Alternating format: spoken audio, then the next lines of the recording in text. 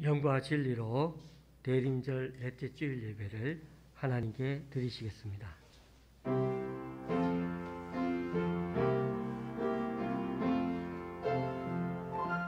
찬양하라 내 영혼아, 찬양하라 내 영혼아, 내 속에 있는 것들아 다 찬양하라. 경배하라 경배하라 내 영혼아, 경배하라 내 영혼아, 내 속에 있는 것들아 다 경배하라.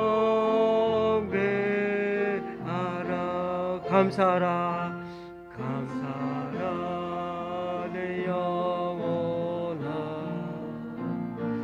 감사하라 내 영혼아, 내 속에 있는 것들아 다 감사하라.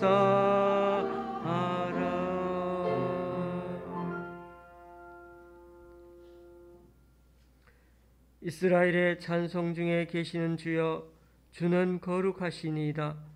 우리 조상들이 주께 의뢰하고 의뢰하였으므로 그들을 건지셨나이다.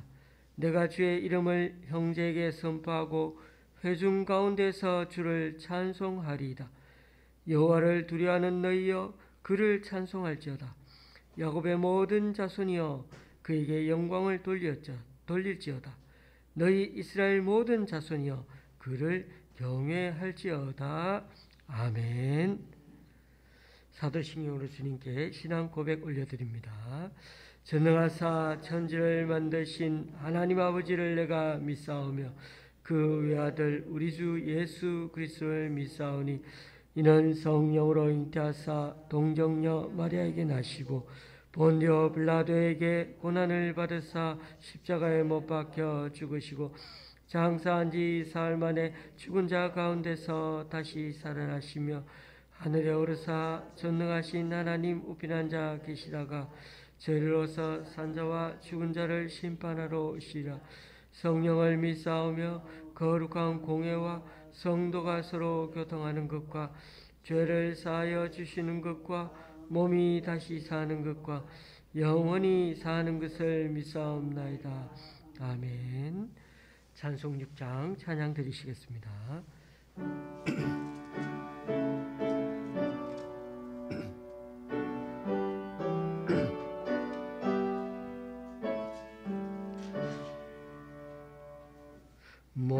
목소리 높여서 주 찬양하여라. 영광과 권세와 존귀와 위엄은 오늘이 다스리시는 만왕의 왕께 돌려라.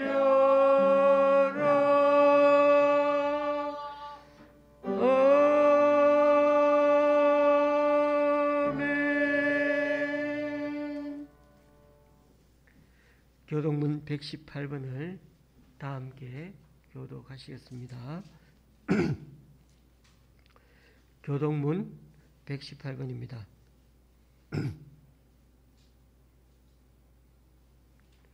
교독문 118번 교독하도록 하겠습니다. 나는 시온의 의가 빛같이 예루살렘의 구원이 횃불같이 나타나도록 시온을 위하여 잠잠하지 아니하며 예루살렘을 위하여 쉬지 아니할 것이다. 이방 나라들이 내 공의를, 뭇 왕이 다 내 영광을 볼 것이요.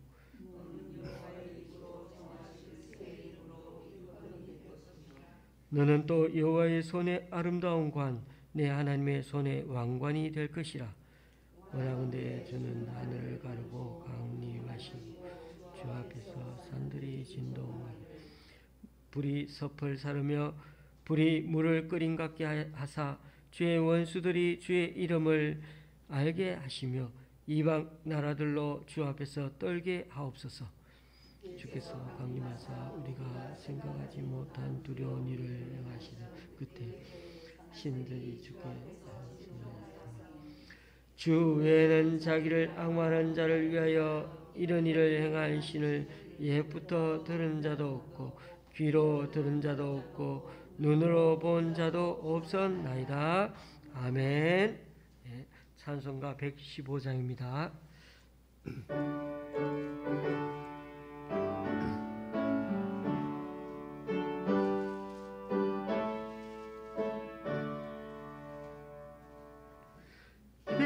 기쁘라고 주 오셨네. 만 백성 맞으러 교회여 다 일어나 다 찬양하여라. 다 찬양하여라. 다 찬양하여라. 구세주 탄생했으니 다 찬양하여라. 이 세상에 만물들아 다 화답하여라. 다 화답하여라. 다 화답하여라.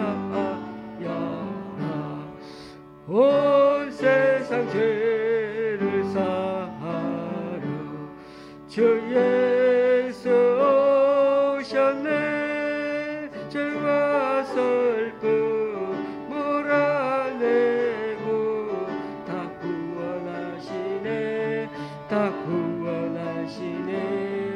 다 구원하시네. 은혜와 진리 되신 주 다 주관하시니 만국 백성 구주 앞에 다 경배하여라. 다 경배하여라. 다 경배하여라.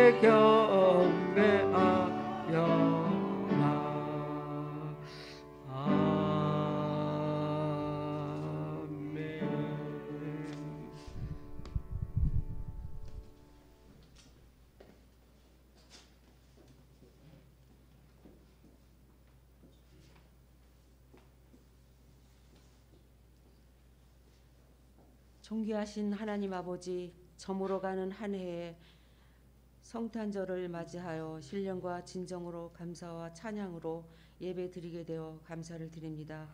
세상 속에서 살면서 하늘의 소망은 바라보지 못하고 풍요로운 것들이 눈으로 보고 느끼고 헛된 것에 마음을 빼앗기며 마음의 근심과 두려움과 탐욕으로 죄의 노예로 허우적거리며 살았습니다. 겉으로는 경건한 모양으로 위선적이고 죄는 모양이라도 버리지 못하고 안일한 가운데 살았음을 고백합니다. 사랑의 하나님께서는 허물 많은 베드로를 책망하지 않으시고 사랑으로 품으신 것처럼 보잘것없는 내세울 것 없는 저희들을 십자가의 보혈로 오늘 이 시간 모여서 자신을 살피고 기도로 감사로 모여 찬양과 교제케 하심을 다시금 감사드립니다. 하나님 아버지, 지구촌 곳곳에 지진으로 화산으로 폭발하고 코로나 바이러스로 사망과 질병으로 고통받고 있습니다. 이 모든 재앙과 재난이 마지막 때 심판의 날이라는 것을 징조로 보여주셨건만 만 백성들에게 회개와 다시 오실 여호와의 날을 기억하고 말씀과 순종으로 돌이키게 하여 주시옵소서. 또한 다음 해 3월에는 대통령 선거도 있습니다. 진정 하나님을 두려워하는 자, 말씀으로 지혜와 분별력이 있는 하나님 보시기에 합당한 자로 세워 주시옵소서. 하나님 아버지, 좋은 씨앗 교회로 세우시고 비록 적은 무리지만 예수님께서는 내가 의인을 부르러 온 것이 아니고 죄인을 부르시고 가난한 자, 나약한 자의 주인이 되셔서 말씀으로 선포하시고 성전을 세우셨습니다. 전해지는 목사님의 말씀이 성령님의 충만함과 듣는 우리들에게 사탄에게 마음을 빼앗기지 말고 능력의 말씀이 삶에서 적용해 나갈 수 있도록 믿음을 붙들어 주시옵소서. 심판하시는 하나님과 구원의 날이 가까웠음을 깨닫고 깨어 기도로 무장케 하여 주시옵소서. 성도들의 각 가정에 기도 제목 또한 있습니다. 사업정의 일터와 근무처, 질병으로 고통당하는 성도들을 긍휼히 베푸셔서 갑갑하고 답답할지라도 하늘의 소망을 바라보며 인내를 가지고 소망 가운데 즐거움에 참여하는 자 되게 하여 주시옵소서. 길과 진리이시고 생명과 부활의 소망을 주신 우리 구주 예수 그리스도의 이름으로 기도드립니다. 아멘.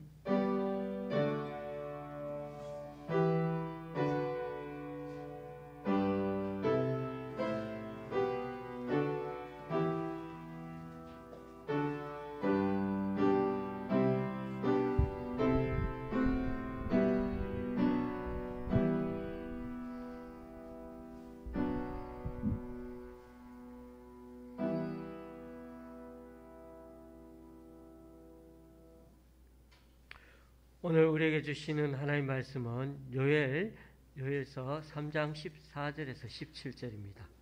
요엘서 3장 14절에서 17절입니다. 제가 가지고 있는 구약 성경은 1272쪽입니다. 요엘서 3장 14절에서 17절.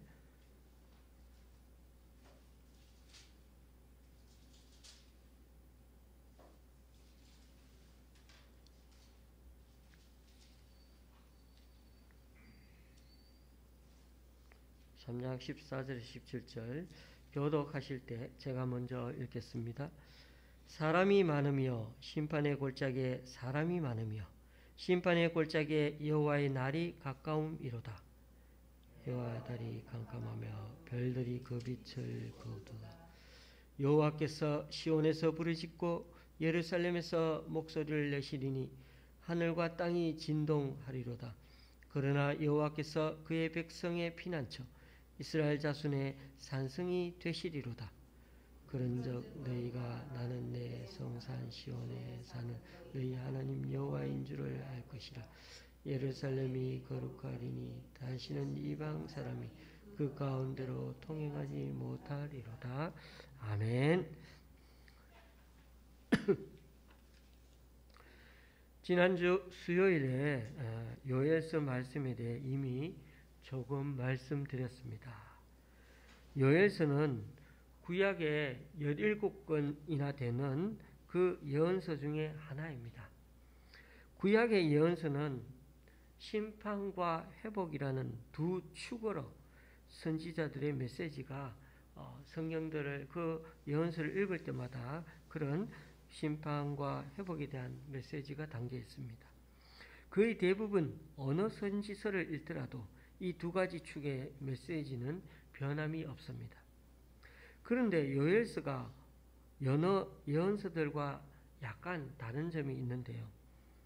하나님의 심판이 자연 재난으로 왔다는 것입니다. 1장 2절에 보면 이런 엄청난 재난이 과거에도 없었고 또 이후에도 없었다. 그런 표현을 쓰면서 사상 초유의 대재앙이라고 표현하고 있습니다. 바로 그 재앙이 다름이 아니라 메뚜기 떼의 기습이었습니다. 우리 눈에는 이 메뚜기가 작아 보이지만은 저도 어릴 때는 메뚜기를 많이 잡아서 그렇게 구워 먹게 됐지만은 얘들을 무시하면 안 됩니다.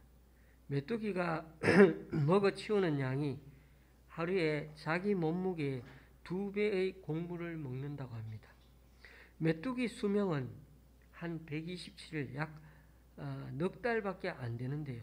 문제는 이들이 집단으로 날아다니면 한 1000억 마리씩 그렇게 같이 한번 날아다니면서 농작물을 다 먹어 치운다는 겁니다. 어떻게 이렇게 잘 몰려다닐 수 있는지 학자들도 많이 연구하기는 하는데 아무튼 신기합니다. 요엘서 1장에 보면 팥중이가 남긴 것을 메뚜기가 먹고, 메뚜기가 남긴 것을 너치가 먹고, 너치가 남긴 것을 황충이 먹었다는 그런 표현이 나오는데, 팥중이, 너치, 황충 이런 것들 다 어떻게 메뚜기 종류라는 것입니다. 그러니 먹성이 엄청 좋다는 표현이죠. 먹고 또 먹는다고 표현이 됐으니까. 거기다가 그 이빨과 어금니가 마치 사자들의 것과 같이 느껴질 정도로 아주 튼튼해가지고 순식간에 농작물들이 다 메뚜기 뱃속에 채워진다고 말합니다. 그리고 이 메뚜기들은 열매와 잎만 먹은 게 아니라 가지와 나무들까지 해를 입혀서 다 말라 죽게 했다는 것입니다. 나무와 밭의 소출이 없다 보니 하나님께 바치는 소재와 전제마저 드리지 못하게 되었다는 것입니다. 어떤 학자들은 이 부분을 해석할 때 나무들이 말라 죽고 시들어 죽은 것을 가뭄 현상으로 봅니다. 그러니까 메뚜기 재해도 당한 데다가 가뭄까지 겹친 최악의 상황이었다는 거죠.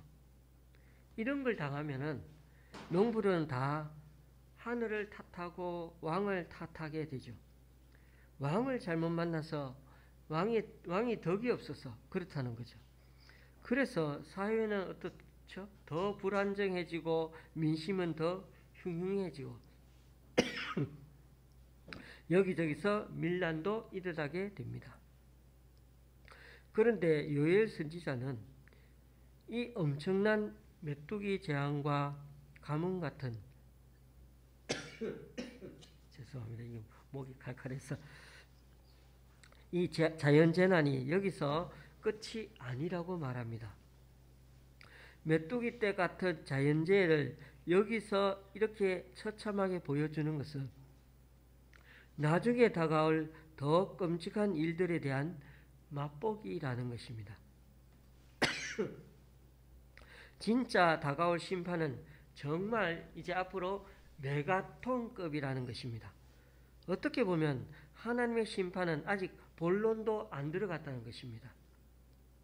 그래서 선지자는 어찌하든 이 재앙을 경고의 메시지로 알아듣고 좀 진지하게 생각하고 하나님께 돌아오라고 말씀하고 있는 것입니다. 왠지 메뚜기 재앙 그러니까 지금 우리가 겪고 있는 코로나19 사태가 좀 생각나지 않습니까? 왜 아니겠습니까? 이것도 전염병이니까요. 에볼라나 메르스 또 사스 등등 이런 전염병들은 그래도 그렇게 치사율이 굉장히 높았죠. 그런데 이 코로나는 그래도 치사율은 그리 높지는 않지만은 그 대신 전염률이 너무나 높지 않습니까? 우리가 코로나에 안 걸리는 것도 앞으로 계속 애써야 하지만은 무엇보다 중요한 것은 출애굽기의 재앙처럼 이 전염병을 주관하고 계시는 분도 하나님이시라는 사실을 꼭 기억해야 합니다.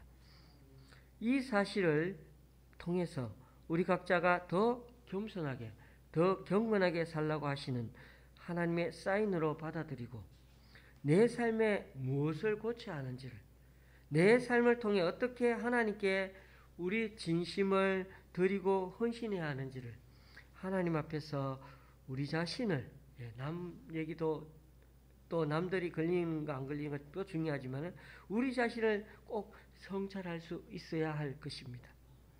하나님께서 자연재해나 전염병 같은 것으로 이 온 세계 전체를 무기력하게 만드시는 하나님, 그분에게로 우리의 눈과 마음을 더 집중할 수 있어야겠습니다. 우리는 이 요엘서 말씀 3장을 여호와의 날이라는 관점으로 한번 나누어서 생각해 보기를 원합니다. 1장이 현재의 메뚜기 재단, 즉 여호와의 심판, 여호와의 날에 관한 말씀이라면 2장은 미래에 곧 다가올 임박한 심판, 곧 여호와의 날에 관한 또 말씀입니다. 제가 2장 1절 2절 말씀을 읽어보겠습니다. 물 한 잔 제가 먹어볼게요.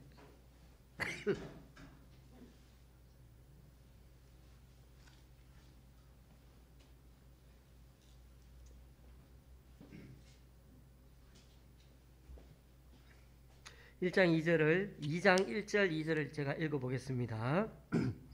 시온에서 나팔을 불며 나의 거룩한 산에서 경고의 소리를 질러 이 땅 주민들로 다 떨게 할지니 이는 여호와의 날이 이르게 됨이니라. 이제 임박하였으니 곧 어둡고 캄캄한 날이요 짙은 구름이 덮인 날이라. 새벽빛이 산꼭대기에 덮인 것과 같으니 이는 많고 강한 백성이 이르렀습니다. 이와 같은 것이 옛날에도 없었고 이후에도 대대 없으리로다. 1장에는 메뚜기 떼로 인해 가지고 당했던 그 이스라엘 전역의 피해 현장이 묘사되어 있었는데 2장도 다시 한번 엄청난 재난이 다가오고 있다고 경고하고 있는 것 같습니다. 이 표현도 마치 메뚜기 떼가 한꺼번에 하늘을 뒤덮었을 때의 모습과 흡사합니다. 결코 만만치 않는 심판인 것은 맞는데 조금 다른 것은 나팔도 막 불어대고 경고의 소리, 이건 히브리어 원문을 찾으면 호각 소리를 말합니다. 나팔 소리, 호각 소리, 또 여기저기서 고함치는 소리까지 막 들립니다. 이런 소리가 나는 현장이 어디일까요? 바로 전쟁터에서 나는 소리를 묘사한 겁니다. 이제 막 전쟁이 시작되면 사람들은 엄청 긴장하게 되고 위기 상황 가운데 모두들 정신이 없을 것입니다. 그런데 아군보다 적군이 훨씬 더 많이 있다고 한번 상상해 보십시오.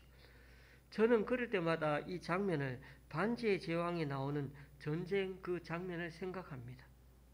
인간과 요즘 군대는 얼마 안 되는데 악의 군주 사우론의 군대는 얼마나 많고 강력합니까? 그런 장면을 상상하면서 2장 10절 11절 말씀도 제가 또 읽어봅니다. 그 앞에서 땅이 진동하며 하늘이 떨며 해와 달이 캄캄하며 별들이 빛을 거두도다. 여호와께서 그의 군대 앞에서 소리를 지르시고 그의 진영은 힘이 크고 그의 명령을 행하는 자는 강하니 여호와의 날이 크고 힘이 두렵도다. 당할 자가 누구이랴. 제가 금방 읽은 본문 1절 2절 말씀과 어떻습니까? 지금 10절 11절 말씀이 또 비슷하죠. 온 세상이 컴컴해질 정도로 어두워지는 자연 현상도 발생하면서 적들이 쳐들어오는데 이런 재난과 재앙이 이전과 이후에도 없을 정도로 전무후무한 하나님의 심판이 임할 거라고 말씀합니다. 이런 상태가 눈앞에 펼쳐지면 누구든 공포스런 두려움에 사로잡히지 않겠습니까? 요엘 선지자는 여기에다가 한 가지 더 여호와의 날이라는 독특한 표현을 사용하면서 심판의 그날을 마치 D-Day로 정해놓고 카운트다운하면서 남은 날을 세듯이 그날이 얼마 남지 않았다며 사람들에게 아주 긴장감을 더해 줍니다. 만약 요엘서 내용을 영화로 만든다면 저는 이 영화 제목을 하나님의 D-Day라고 부를 것 같습니다. 하나님이 정한 바로 그날이 무엇인가 궁금하게 만들면서 나중에 3장 말미에 가서는 그 D-Day가 바로 뭔지를 딱 내보여주는 거죠.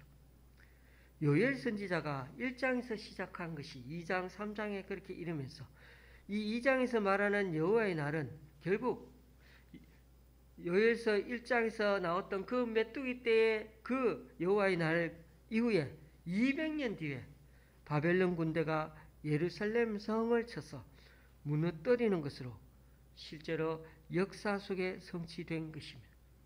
그러니까 1장은 현재 당한 그런 심판의 경고의 날이라면 2장에 말씀하고 있는 예언의 말씀은 200년 뒤에 일어난 그 하나님의 그런 경고의 메시지였던 것입니다.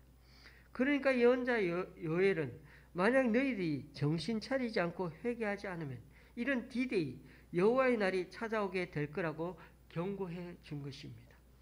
여기에 중요한 교훈 한 가지가 있습니다. 우리는 요한계시록 말씀을 보면서 늘 종말에 대한 두려움과 더불어 우리 대에 이런 종말이 실제로 일어나면 어쩌지 하는 생각을 한 번씩 하며 두려움을 갖기도 합니다. 그런데 만약 사람들이 하나님 앞에 엎드리며 회개하는 정말 예상치 못한 일들이 진짜 놀라운 영적 부흥이 이 세계 여기저기서 부릴 듯 막 다 일어난다면 과연 요한계시록에서 말하는 그 마지막 심판 종말은 오지 않게 되는 것일까요? 막 회개하고 그러니까. 저는 하나님 마음이 바로 그 마음이라고 얘기하고 싶습니다. 정말 모두가 회개한다면야 하나님도 내리시리라고 마음먹었던 심판조차도 철회하고 또는 어느 정도 최소한 뒤로 연기하실 거라고 저는 믿습니다. 하나님이 니느웨 성을 심판하려고 했는데 놀랍게도 왕과 그 백성들이 회개하는 놀라운 그 역사가 일어나는 바람에 하나님이 그 심판을 철회하셨죠. 왜요? 심판할 명분이 사라졌으니까요. 왜? 회개하면 하나님이 심판을 거두겠다고 하셨으니까요. 그때 요나 선지자가 하나님께 골이 나서 하나님 앞에 땡깡을 막 부리지 않았습니까? 하나님이 심판을 안 하시고 그들을 봐주셨지요. 주께서는 은혜로우시며 자비로우시며 노하기를 더디하시며 인애가 크시사 뜻을 돌이켜 재앙을 내리지 아니하시는 하나님이신 줄을 내가 알았음이니이다. 예, 요나는 그런 하나님인 줄을 알았거든요. 그래서 맞습니다. 하나님은 당신의 백성이 진정성을 갖고 회개하고 하나님께 돌아오면 하나님도 뜻을 돌이켜 재앙을 내리려다가도 내리지 않으시는 분이십니다. 만약 요엘 선지자의 이 경고의 메시지를 듣고 백성들이 정말 마음 다해 하나님께 회개하고 엎드렸다면 200년 뒤에 바벨론 침공은 없거나 아니면 최소한 더 이후로 연기되었을 것입니다. 우리는 바로 이런 관점에서 여호와의 날, 하나님의 디데이를 이해할 필요가 있습니다. 하나님의 디데이는 그저 하나님의 공의와 정의대로 심판만 하는 날이 아니라 하나님이 백성들을 구원하고 회복하는 날이기 때문입니다. 그런데 성경에서 여호와의 날은 상당히 이중적, 삼중적입니다. 이런 예언의 장면 중에 또 다른 장면까지 함께 겹쳐 있는 것 같지 않습니까? 하늘의 우주 전체에 이상이 막 생기고 태풍과 지진, 해일과 화산 폭발 등등 자연재해가 같이 막 동반합니다. 이런 장면은 마치 지구의 종말이 오는 날을 묘사하는 것처럼 보입니다. 요엘 선지자가 활동한 기원전 8세기에도 이렇게 묘사하는 자연현상이 생겼을 수도 있지만 최소한 메뚜기가 한 차례 지나가고 가뭄이 막 이렇게 가뭄 현상이 나니까 사람들이 정말 못 살고 너무 힘들어하는 것, 그런 것도 생기지만 앞으로 다가올 2000년 뒤에 여호와의 날에 예루살렘 성의 멸망과 또 아주 멀리 수천 년 뒤에 지구 종말을 다 함께 묘사하고 있는, 그러니까 2중, 3중, 4중으로 묘사하고 있는 이 예언자들의 언어 표현을 한번 보십시오. 여러 가지가 겹쳐져서 표현하고 있는데 그것이 어떻게 보면 여호와의 날, 심판의 날, 마지막 종말의 날을 그렇게 염두에 두고 그렇게 표현하고 있는 것을 볼 수 있습니다.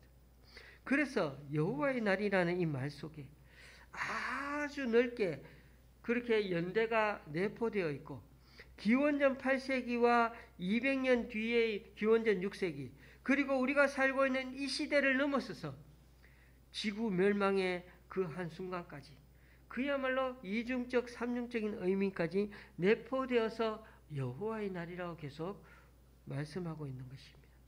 그런 점에서 왜 심판의 날을 여호와의 날이라고 하는지 가장 중요한 날, 약속의 날로 잡아 놓는 것처럼 표현하고 있을까요? 저는 내년 2022년 달력을 받으면서 지금 받아 나왔습니다. 제일 먼저 우리 가족과 성도님 생일과 결혼기념일 등 여러 기념일을 표시해 놓았습니다. 아내와 저는 생일이 같아서 이건 억지로 기억 안 해도 좋습니다만은 결혼기념일은 다르죠. 그냥 지나가면 가정의 평화가 아주 크게 흔들릴 수 있습니다. 하나님께서 하나님의 디데이로 정해 놓으신 날을 한번 생각해 보십시오. 이 날은 하나님의 공의와 정의를 실현하는 날이기도 하지만 무엇보다 이 날은 하나님의 구원을 완성하는 날, 하나님의 백성들을 다 주님께로 또 세워나가는 그런 날이라는 관점도 간과해서는 안 됩니다. 왜냐하면 이 땅에 하나님의 백성을 온전히 구원하여야 하나님 나라는 완성되기 때문입니다. 그런 점에서 오늘 이 요엘서 2장에 거론되는 여호와의 날은 마지막 궁극적인 심판과 구원 회복이라는 그 마침표를 찍기 전까지 거쳐가는 과정 중에 하나요. 최종 심판과 구원을 위한 전조로서 기원전 8세기에 메뚜기의 그런 기습이, 그런 재난이 있었고 재앙이 있었고, 또한 200년 뒤에 예루살렘의 멸망에 또한 그 전조로 우리에게 보여주었던 것입니다. 자, 그렇다면 2장의 예언이 200년 뒤에 예루살렘 멸망으로 실현되었다면 그것으로 요엘 선지자의 역할은 다 끝난 게 아닐까요? 200년 뒤에 일어날 일도 예언하고 또 경고했으니까요.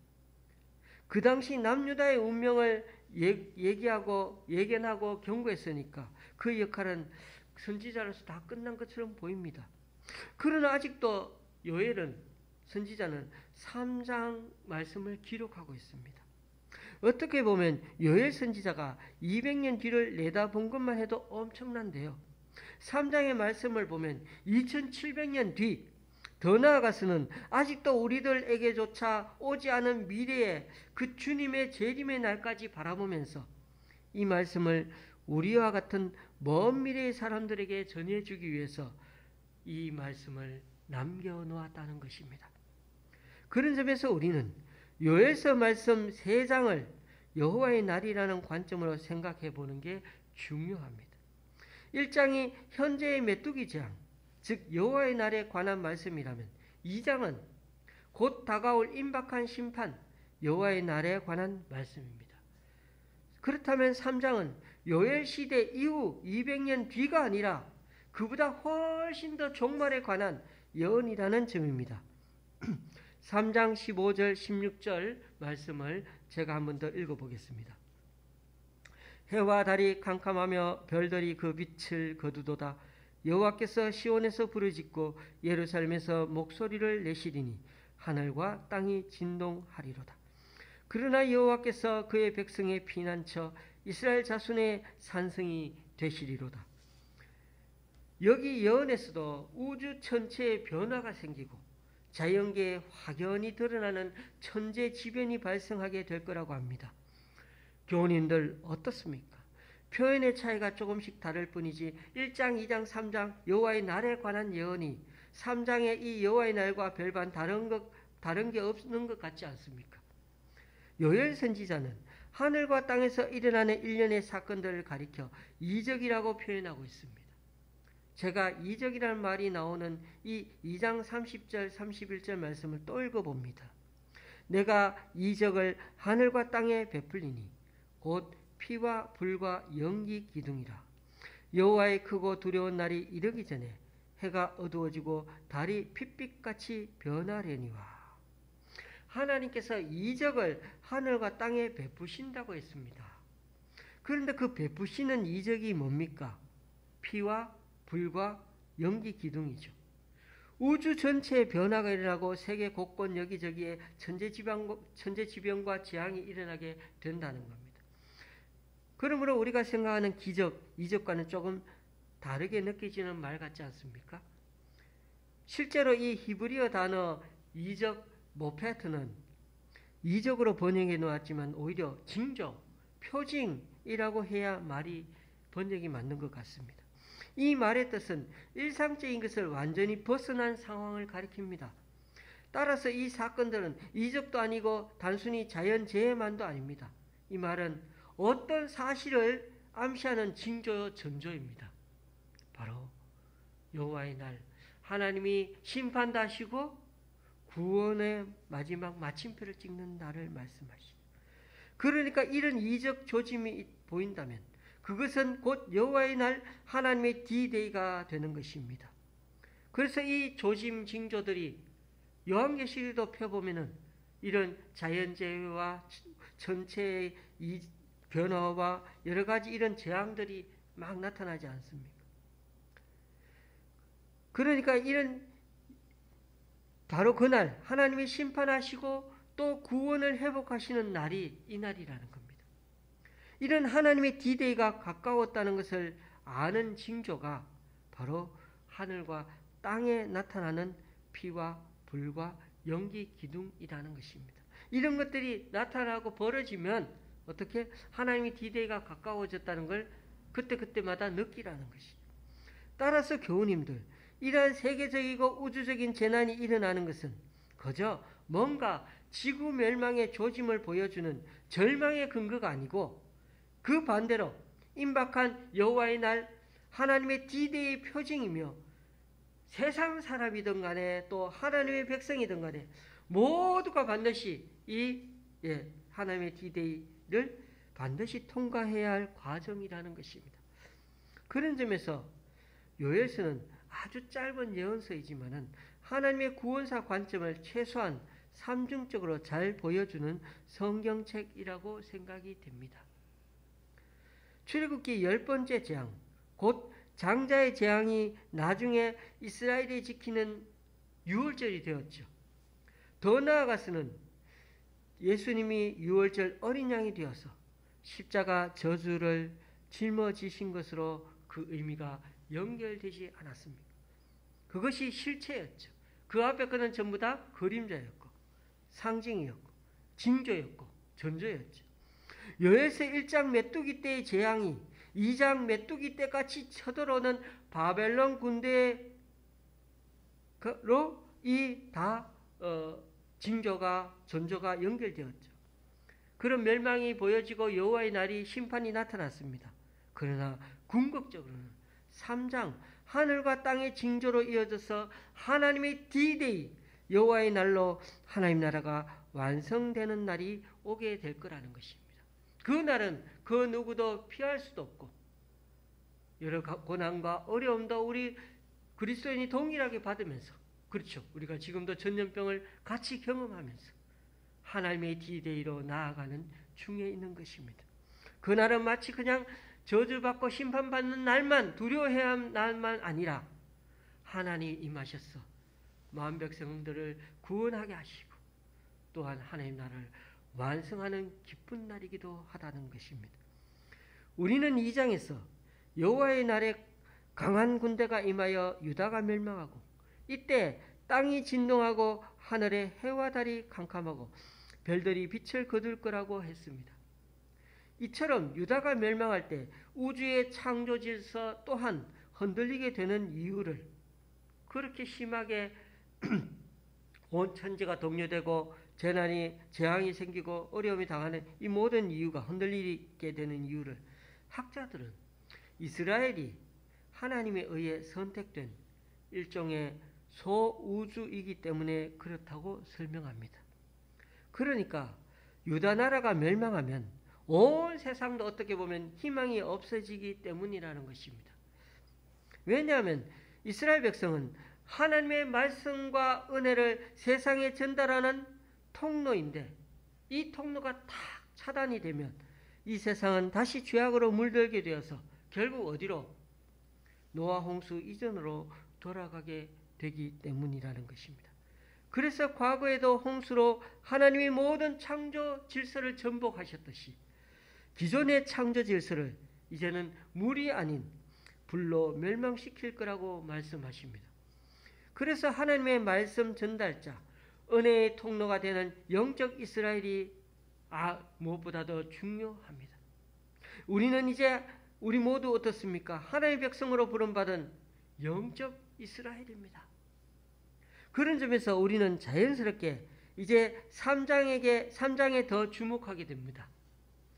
마지막 남은 심판과 구원의 날인 이 하나님의 디데이에서도 창조 질서는 또한 흔들리게 될 것입니다. 지금도 흔들리고 있죠. 그런데 이제 하나님의 디데이는 예전과는 좀 달라진 면이 있습니다. 이제는 심판과 구원이 동시에 이루어지는 날이 여호와의 날이기 때문에 아무리 금식하고 아무리 회개한다고 해서 이 지구가 종말로 가는 길이 멈춰지는 일은 없다는 것입니다. 지구의 종말이 오는 것은 기정사실화입니다. 지구의 종말 프로그램은 이미 가동이 되었고 그 누구도 멈춰 세울 수가 없습니다. 마치 유다가 멸망하는 것은 기정사실인데 요시야 왕이 하나님께 전심을 다해 나아가니까 얼마나 하나님이 그 요시야 왕을 기뻐하셨는지요. 그러나 그래도 하나님께서 유다를 향하여 내리신 그 진노 심판의 결정은 더 이상 돌이킬 수는 없었다고 열왕기하 23장에 그렇게 기록하고 있습니다. 다만 우리 그리스도인이 앞으로도 회개하고 주님을 붙들고 사는 이유는, 그리고 우리가 사람들에게 회개하라고 주님께 돌아오라고 촉구하는 이유는, 이 지구는 멸망해 가지만 그래도 회개하고 주님께로 돌아오는 사람들은 하나님께서 구원을 베풀어 주시기 때문입니다. 제가 오늘 말씀 14절 말씀을 다시 한 번 더 14절 말씀을 읽어봅니다. 사람이 많으며 심판의 골짜기에 사람이 많으며 심판의 골짜기에 여호와의 날이 가까움이로다. 하나님은 마지막 디데이가 가까울수록 어떻게 해요? 하나님은 가능한 많은 사람들을 하나님의 백성으로 삼고자 마지막까지 은혜를 베풀고 계시는 장면이 바로 이 장면입니다.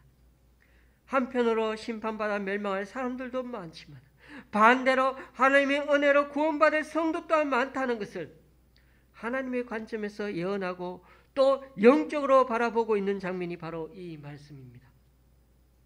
비록 종말이 가까울수록 고난과 어려움도 많이 겪게 되겠지만 그래도 그 자리를 통과하면서 종말에서도 하나님은 구원의 계획을 갖고 계십니다. 일명 종말의 회복 프로젝트인 거죠.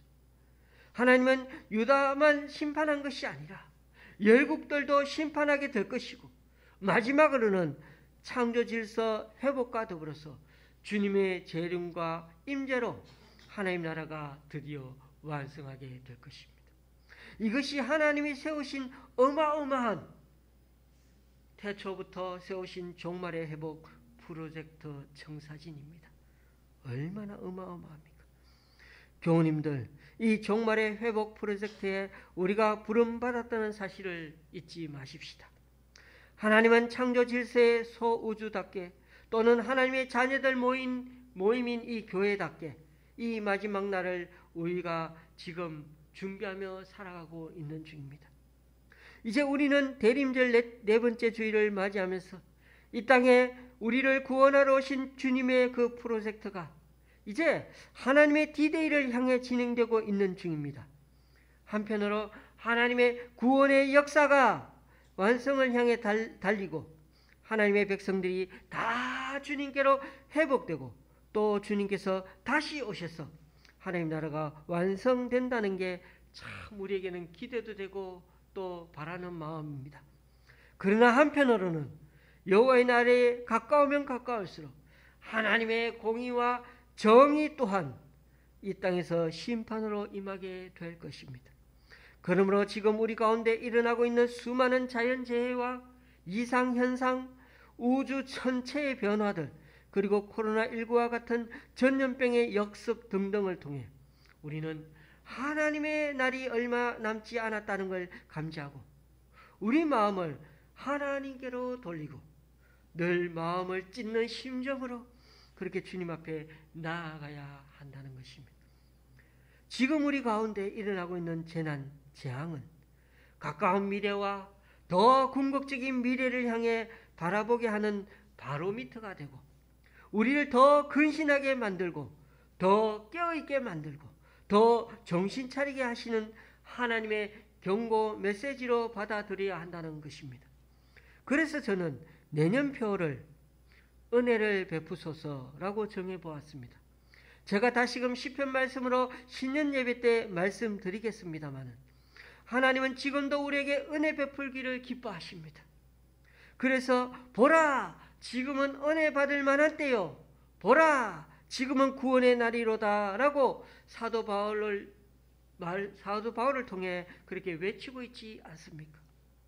하나님의 자녀가 된 우리조차도 이 지구 심판의 날 하나님의 디데이를 피할 수는 없지만은 그러나 우리에게는 이 날이 구원의 날이요 모든 게 하나님께로 회복되는 날이기도 하기에 우리는 소망의 날로 잡고 하나님의 임재를 기다리는 그런 대림절로 오늘도 우리는 기리고 있는 것입니다.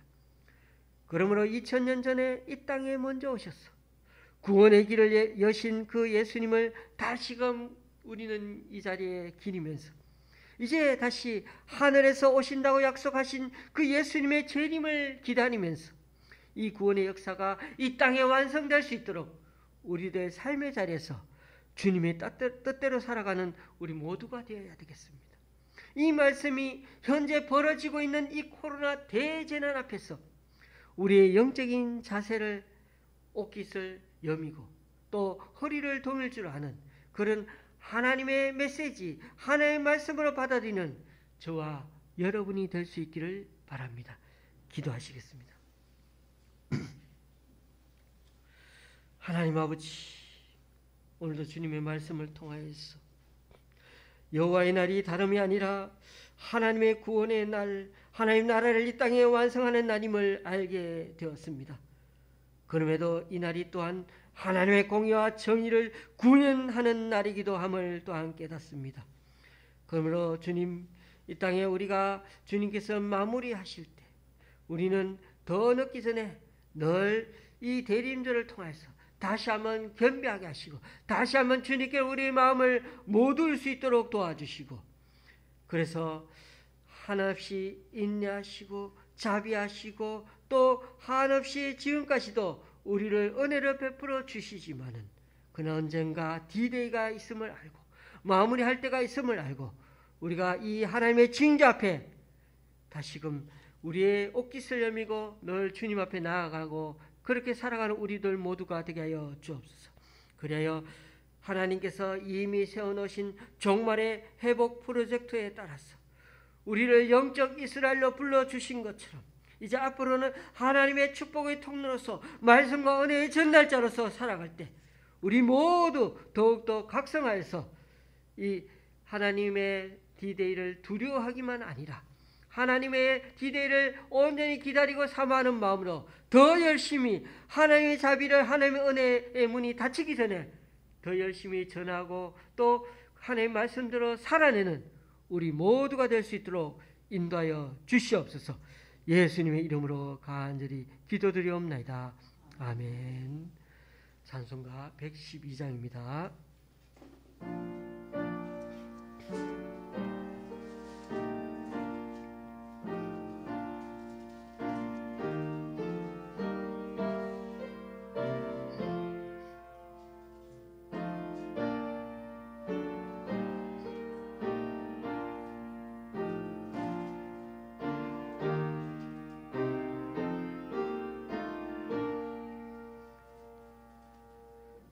그 맑고 환한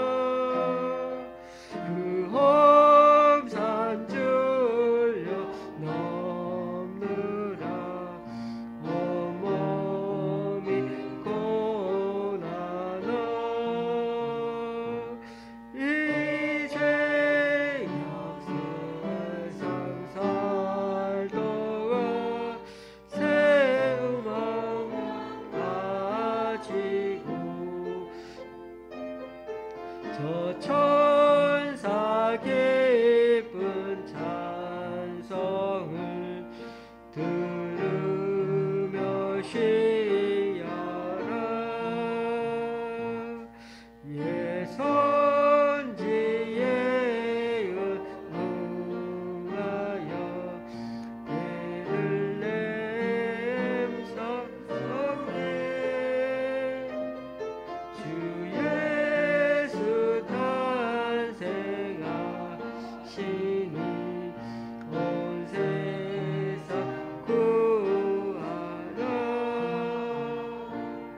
저 천사 기쁜 노래를 또다시 부르니 울상 사는 사람들 다 와다 하도다. 아멘.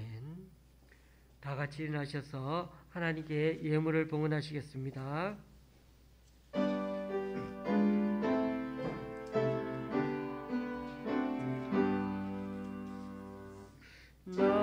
나의 보아 드리니 주여 받아주셔서 하늘나라 위하여 주 뜻대로 쓰소서.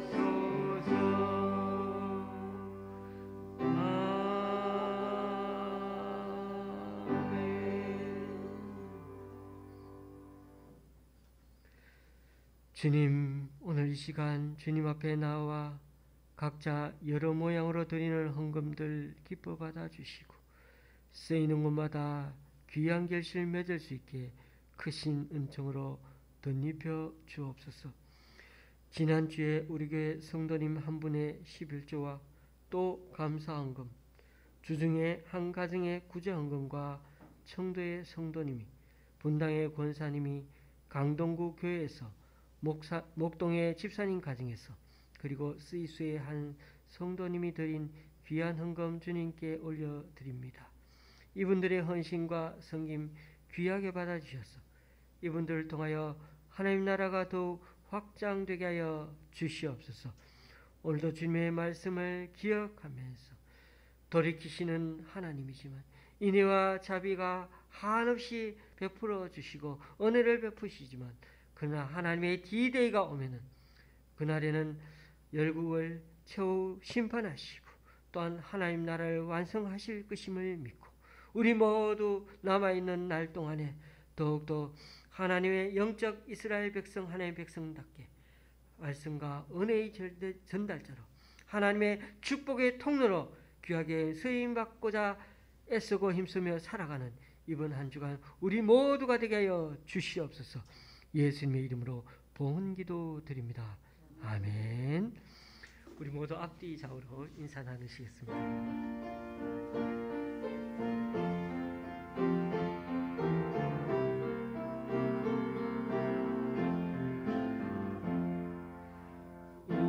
우리에게 향하신 여호와의 인자심이 크고 크도다 크시도다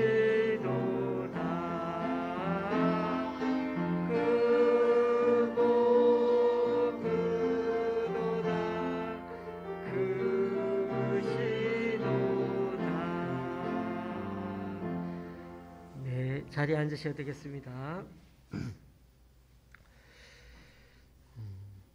정말 이제 주님의 성탄을 기리고 다시 오실 우리 주님을 대망하는 기다리는 이 대림절 더 우리 모두에게 큰 주님의 은총과 그 뜻깊은 날이 되었으면 좋겠습니다. 중요한 광고를 말씀드리고자 합니다. 원래가 크리스마스고 크리스마스가 토요일이고 1월 1일이 또 토요일입니다. 이렇게 되면 토요일 예배 드리고 또다시 주일에 예배 드려야 합니다. 그러나 평상시 같으면은 이렇게 드려도 전혀 괜찮습니다. 우리가 하나님께 예배 드리는 건 늘 감사하고 좋지 않습니까? 문제는 요즘 매스컴을 보아서 아시겠지만 사회적으로 너무 종교 시설에만 느슨하게 방역 패스를 적용한다는 그런 불공정 논란을 제기하는 여론들이 자꾸 등장하고 있습니다. 이러다가 교회도 또 어려움을 겪을 수가 있고 제한이 더 강화되면 예전처럼 또 저희는 비대면 예배를 드려야 되는 그런 때가 돌아올 수도 있습니다. 그래서 고민하고 또 기도하는 가운데 성탄절 예배를 따로 25일 날 드리지 않고 26일 주일에 성탄절 예배를 함께 드리도록 하겠습니다. 12월 31일 밤 11시에 모여드리는 성구영신 예배도 따로 드리지 않고 1월 2일 주일에 신년 예배로 하나님께 그렇게 드리도록 하겠습니다. 우리 교회도 사회에 속해 있습니다. 그러므로 우리 스스로가 사회에 솔선수범해야 하는 부분이 분명히 있습니다. 예배를 많이 계속 잘 드리는 것도 참 중요하지만 그보다 더 중요한 것은 우리 주변 사람들을 배려하는 것도 내 이웃을 내 몸처럼 사랑을 하신 주님께 헌신하는 우리의 태도라고 저는 믿습니다. 이 점 양해해 주시기 바랍니다. 그리고 수요 예배는 지금처럼 그대로 그냥 수요일에 모여 예배 드리겠습니다. 우리 교회 성도님들도 교회를 생각해서 적극적으로 협조해 주셔서 이제 백신도 거의 다 접종한 거로 알고 있습니다. 이 점 감사를 드립니다. 이번에 발표된 사회적 거리두기 강화 조치에 의하면 백신 접종 완료자에 한해서 종교시설에 70% 좌석을 사용할 수 있습니다. 그러면 저희는 한 16명 정도는 모일 수가 있다는 거죠. 저희 교회도 이런 상태로면 계속해서 주일에 대면 예배 드리는데 전혀 문제가 없습니다. 저희 아내는 6개월 정기검진을 잘 받았습니다. 아직 뼈 스캔 검사 결과는 나오지 않았지만 여타의 검사들은 양호하게 결과가 나왔습니다. 교우님들의 기도에 진심으로 감사를 드립니다. 오늘도 예배 후에는 도시락을 꼭 받아가시면 되겠습니다. 도시락이 지난번처럼 온기가 있지는 않고 약간 미지근한 상태일 것입니다. 제가 배달이 되지 배달을 하지 못한다고 해서 제가 좀 일찍 직접 가서 배달해 오는 바람에 좀 그렇게 식었습니다. 이 점 죄송스럽게 생각합니다. 한 주간도 건강하시고요. 이번 주 수요일이 동지입니다. 그리고 어제는 눈도 많이 내렸죠. 점점 추워지는데 우리 어르신들 걸어 다닐 때 조심하시기 바랍니다. 특히 코로나를 모두 잘 이겨낼 수 있는 우리 모두가 되었으면 좋겠습니다. 찬송가 218장입니다.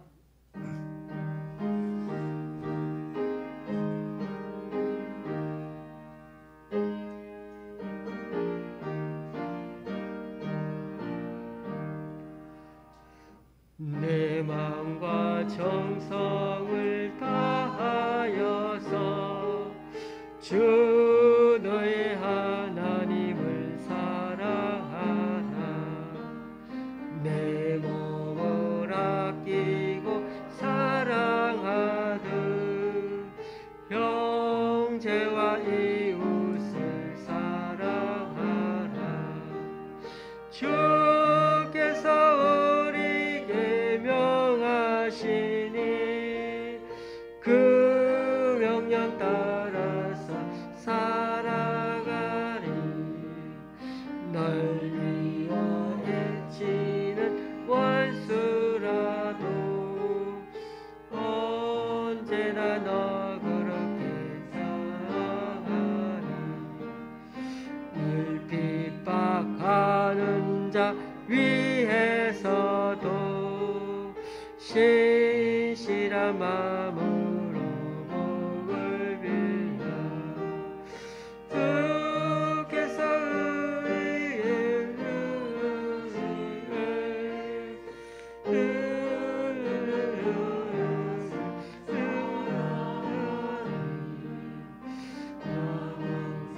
주님을 멀리하고 형제를 사랑하지 못하여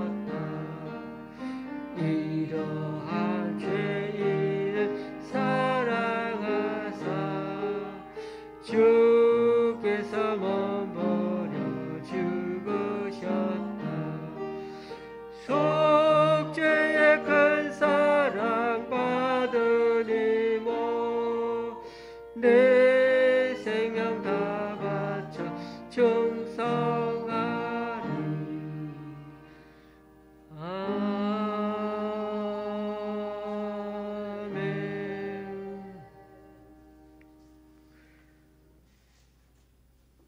우리 주 예수 그리스도의 은혜와 하나님 아버지의 크신 사랑과 성령님의 교통 교제케 하심이 요엘 선지자 시대에 임한 메뚜기 때 재앙이 여호와의 날로 기억되고 그 이후 예루살렘의 멸망이 또한 하나님 날 심판의 날로 기억된 것처럼 이제 우리에게는 마지막 남은 지구 멸망의 날을 향해 나아가는 하나님의 디데이가 남아있는데 이 날이 바로 심판의 날일 뿐 아니라 하나님 백성을 구원해내는 하나님 나라가 완성되는 날임을 기억하고 이번 대림절을 맞아 더 주님 앞에 겸비한 마음으로 더 주님께 마음을 붙잡아 두는 심정으로 살아가기 원하고 또한 영적 이스라엘로 백성으로 말씀과 은혜의 전달자로 또한 하나님의 축복의 통로로 쓰임받고자 살아가기 원하는 여기 우리 좋은 시학교의 성도님들과 이 시간 함께 예배하러 온 모든 분들 위해 각자 여러 사정으로 교회에 나오지 못하는 성도님들 위해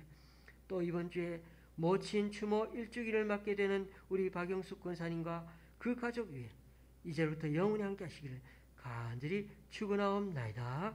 아멘.